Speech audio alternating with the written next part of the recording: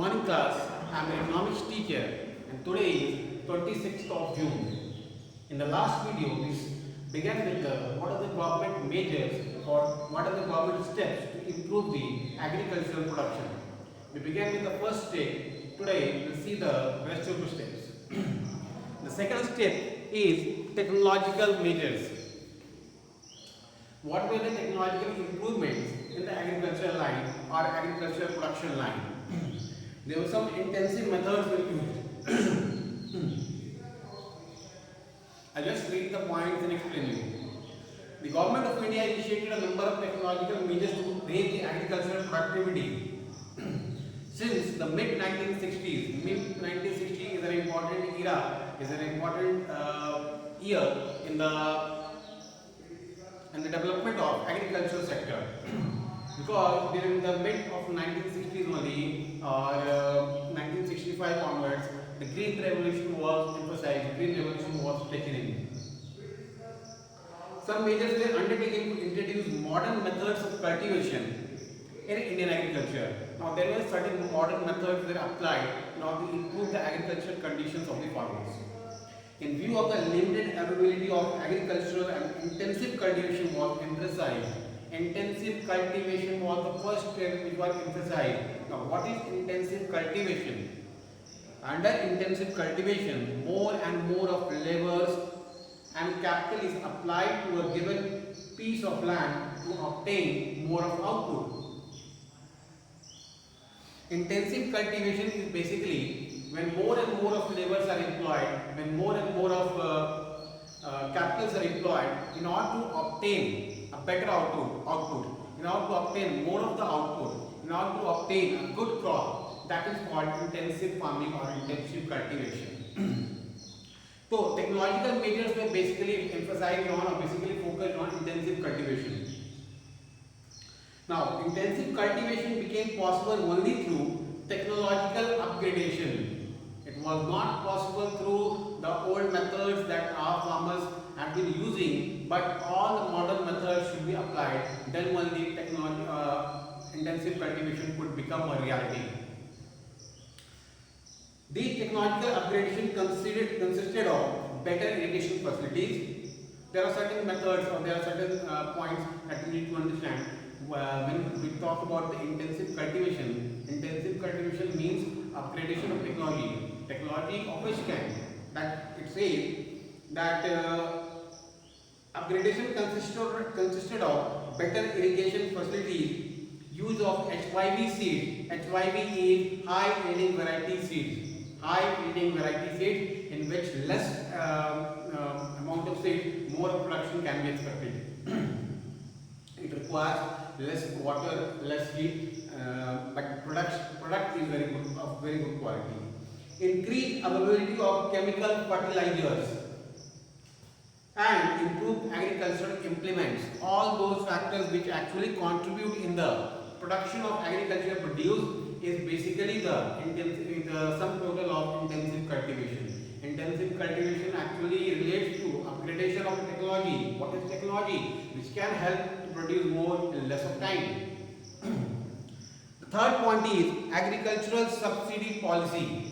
Now, subsidy is a scheme which the government gives or which the government supply to the needy farmers or just to becomes a helping hand to those who cannot afford.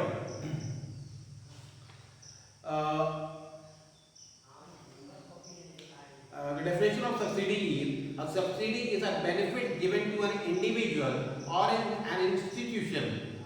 A subsidy is a benefit given to an individual or an institution, usually by the government.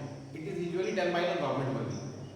It is usually in the form of cash payment or tax reduction. It is given to remove some type of burden and to promote social good or economic policy. This is basically to liberalize the pressure from the poor farmers, marginal farmers. If we talk about the farmer line or if we talk about the production line, we are talking about the farmers over here. So basically the subsidy or the helping hand from the government is basically to release their pressures Be it a financial pressure, be it a product pressure, means whatever they are producing, who is going to be the buyer, or whatever produce they require, whatever seeds they require, whatever raw materials they require for production purpose, that government can supply at lower rates compared to the market rate. If that is done, that means the government has become a helping hand, and that is a subsidy for you. In general, all of us get a subsidy on gas cylinders. All of us get subsidy on gas cylinders. Why are we given so? We are given so that we become the user of the gas cylinders. First, we do not be dependent on nature, or we do not cut the woods or the basic burning elements. Third is, government actually supports in order to contribute and not to earn something out of it. But the subsidy is a big amount that is given to the general masses just to become a supportive hand. The government has no other intention but to liberalize the pressure from the general masses. So the third point, it says agricultural subsidy policy. Now, what is agricultural subsidy policy? Now, government grants some of the subsidy on agricultural produce, agricultural product, agricultural raw materials. All those raw materials which are required for the production of agricultural produce, whatever a farmer produces and whatever raw materials are required, that is supplied by the government institutions at subsidized rates. Subsidized rates are basically those rates which are lower than the market rate. Now, I'll just read the point. The government under this policy supplies various inputs like irrigation, fertilizers and power to the farmers at subsidized prices. In other words, farmers get the agricultural inputs at prices lower than the market price. Whatever the market price is, if it is supplied below the market price or lower than the market price, that means the government is giving the agricultural subsidy to the needy farmers or the marginal farmers. The objective of this, now what is the objective of this? The objective of this agricultural subsidy policy is to increase agricultural production and productivity by encouraging the use of modern inputs in agriculture. Now, government actually wishes that the productivity of a crop should increase, the productivity of a produce should increase. Then only it can render better services, it can generate more of income, and it can be available for supplying to the foreign countries, that is export of the items. The fourth is agricultural price policy. Now there are two words that you need to understand for this. The first word is procurement price and the second word is MSP. MSP means minimum support price. I repeat, MSP is minimum support price. So there are two words that you need to understand. One is procurement price and the other is MSP. Now what is the procurement price? Procurement price of a commodity refers to a price at which government procures the commodity from producers for maintaining the buffer stock or PDS, that is public distribution system. So see, there is a price which is fixed by the government that whatever you produce, if you have a surplus production, for example, if I am a farmer and I keep on producing the wheat on an excess basis, on a surplus basis. So what the government will do, government will take my surplus produce at a prescribed rate, that is MSP, minimum support price, that we will deal later on. At a prescribed rate, government purchases. So I do not have to worry who I am going to sell because government is there. Government demands it directly from me. Government says whatever excess you have, you just supply it to me. I will give you the quoted price. That price is quoted before the cultivation of the crop, before the sowing of the crops, before the crops are sown. Before that only the price are declared. Okay, this year the MSP, minimum support price for the farmers, is going to be so and so. Seeing the weather conditions, seeing the monsoon declaration, all the prices are quoted. So that the farmers do not go into losses, so the farmers do not make any eventual incident. That is when government does so. So procurement price basically safeguards the interest of the farmers. Whatever surplus you have, whatever excess you have, that will supply to the government. the government will use it for. Now, why will the government purchase? The question is, why will the government purchase? The government purchases it for buffer stock. Now, what is buffer stock? The surplus stock that the government maintains. The question is, why does government maintains a buffer stock or surplus stock? That is, in the times of uncertainty, in the times of need, in the times of war, whenever there is lack of food items or lack of edible items, the government can supply to the general masses. Like for example, the lockdown situation was prevalent now, and there was a bit of theft in the market that the things are going to get worse. There will be no supply of the food items. So what people started, the people began to store basic edible items at their home. Whatever stock they could maintain, they started maintaining. But the government declared that there is no reason to worry as such, because we have ample amount of buffer stock, we have ample amount of edible items in our stock, and that stock is actually buffer stock. Buffer stock is additional stock that government maintains. That is for two purposes. One, we get rations. When we go to a ration card dealer or ration dealer, we get the rations. That is called PDS system or public distribution system. PDS और public distribution system, जो हम हिंदी में कहते हैं कि ration लेने जा रहे हैं, तो राशन हमें कहाँ मिलती है? दैट इज PDS सिस्टम के through. That comes from where? The question is, in PDS system के पास की सप्लाई आती कहाँ से है? और where do they get the supply? They are supplied by the government. Government gets from the buffer stock. Buffer stock is maintained by the procurement price. Okay. Now the next term is MSP, minimum support price. What is MSP, minimum support price? Now, let's read this. First, I'll explain you what is MSP and why is it needed. I'm a farmer. I always have a fear in mind. If I'm going to grow this, if I'm going to cultivate rice, if I'm going to cultivate wheat, whether I'm going to get a good price for it, whether I'm going to get a better return of it, or whether the nature will disturb me, or whether I'll meet some uncertainty. There are a lot of possibilities are there.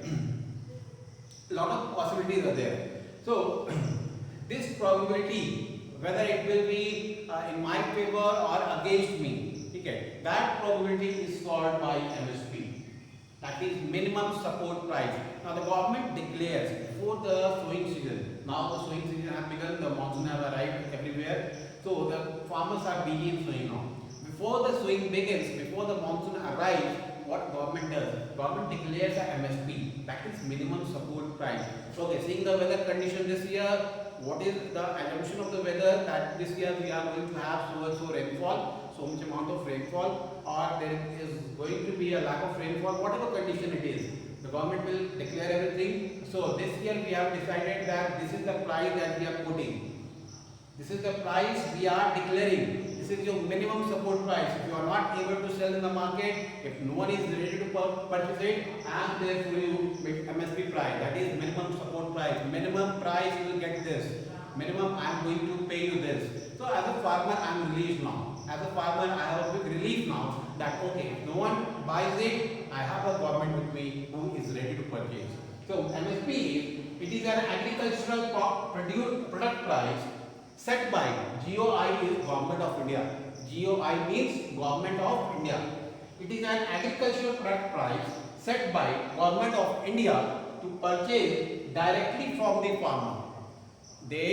Government what it does, it directly meets the farmer and directly contacts the farmer and purchases from there. So the farmers are in a released from a tension that they do not have a tension to sell, they are not worried to sell because the government is there. And government declares a good price money, a price which is comfortably accepted by both farmers and the government. Government basically has the intention to help the farmers.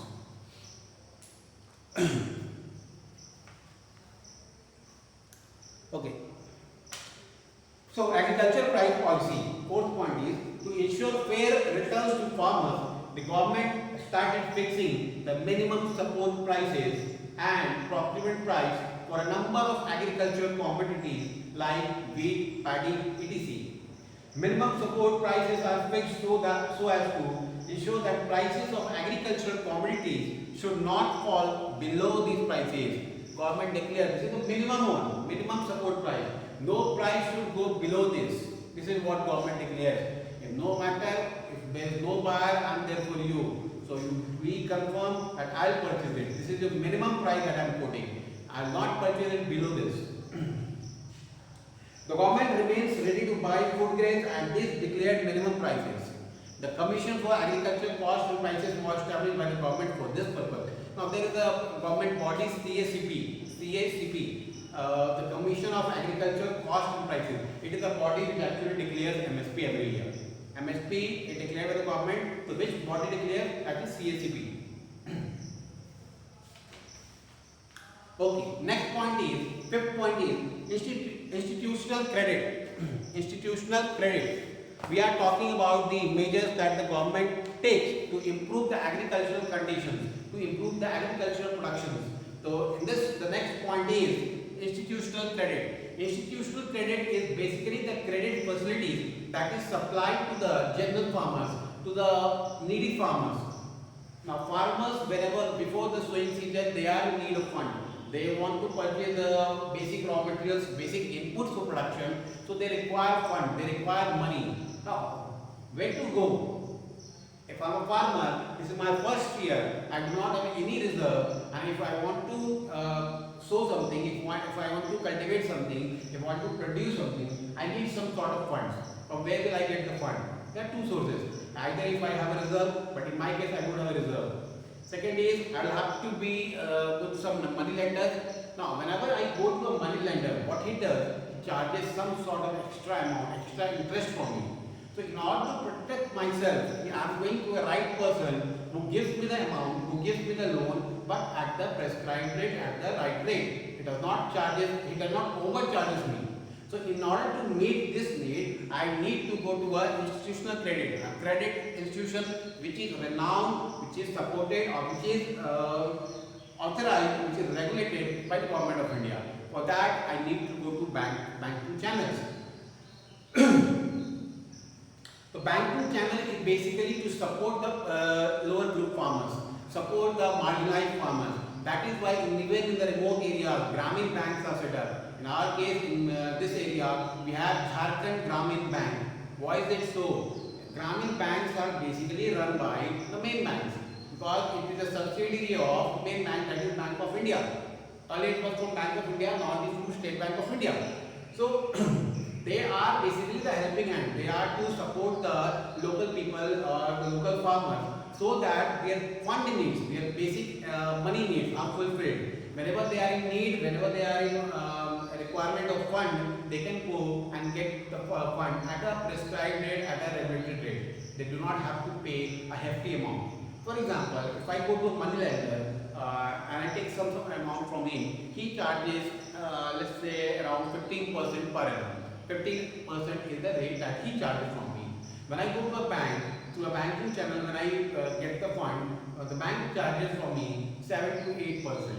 So difference is almost 7%. This is the difference that is bit more a burden for a general farmer. And a farmer who goes for a loan, who does not have fund. Now the moment you go for a fund, if the rate of interest is very high, that becomes more hefty for you. That becomes another burden for you. So in order to reduce the burden and in order to meet through a general sources, a bank channels are set up. So fifth point that the government focuses on or government focused on in the past to set up the institutional credit in every remote area of the country. That is why in the year 1975 RRB was set up. RRB is Regional Rural Banks. Regional Rural Banks were set up with the intention of improving the conditions of the local people or the rural people. This was the intention that Indira Gandhi had when she set up the RRB, Regional Rural Banks.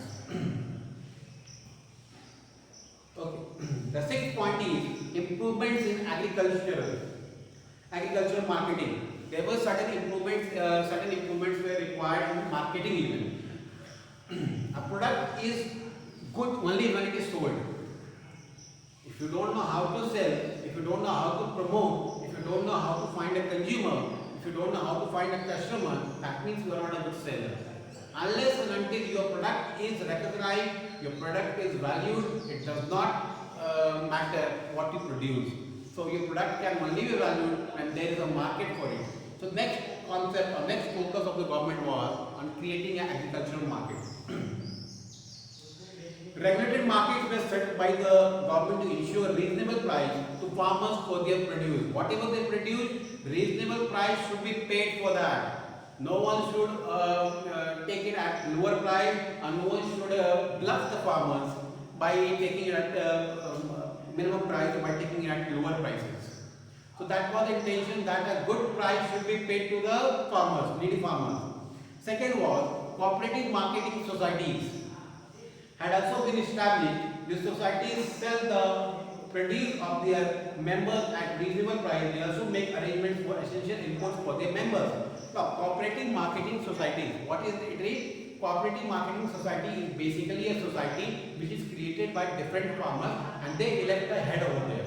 Different farmers, they come in a group and they elect a head. What is the duty of the head? To avail or to facilitate the basic raw materials, basic input for the cultivation of crops, for the production of crops. And when the crop is ready, a good market price should be given to the farmers. That is basic aim of the cooperative society. Okay, seventh point is farm income insurance scheme. Farm income insurance scheme. We are in the last 2 points only. This scheme ensures the minimum guaranteed income to the farmers. Now, as a farmer, when I started my work or when I start my work, I always have a fear in mind. Okay, MSP is there, government is there, subsidy is there, everything is there. But what is there if the nature does not support? If I do not receive a good rainfall, what is there that I'm going to get? So I always have a fear. Now, for this, insurance schemes are there. Insurance is basically like a coverage that covers all the uncertainties of life. That is why we get insured. No, we have a life insurance, we have a health insurance. Same way we have a crop insurance. Whatever crop that I am going to show, that I am going to begin, is insured before the starting of the work. That means I am less bothered now if it does not give good output. Then too, my crop is insured and the government is going to pay me. So, the farm insurance scheme. This scheme ensures the minimum guaranteed income to the farmers. Minimum guaranteed income to the farmers. If actual income is less than this guaranteed income, loss of the farmer is compensated by the Agriculture Insurance Company Limited. There is a company called AICL, Agricultural Insurance Company Limited, that actually covers all the insurance scheme of the farming products. So if your expected income, if your actual income is less than what you had planned, then the AICL or the Agricultural Insurance Company Limited will compensate all your losses through insurance scheme. Next is, and the last point is National Agricultural Insurance Scheme. AICL was on a district basis or on a state basis, and national is on central basis. So both the insurances schemes are there only for the same purpose only, just to ensure, just to safeguard the interest of the general farmers. I hope it is clear, class, what we are talking about. We are talking about what measures the government have taken in the past in order to improve the condition of the farmers, in order to yield a better product, in order to yield a good product, so that farmers' income improves and our export items increases. So till here I'll keep it. I end it over here. Tomorrow we'll see the Green Revolution. Green Revolution have been another step which has actually improved the agricultural conditions, which has actually improved the conditions of the farmers. Thank you, class.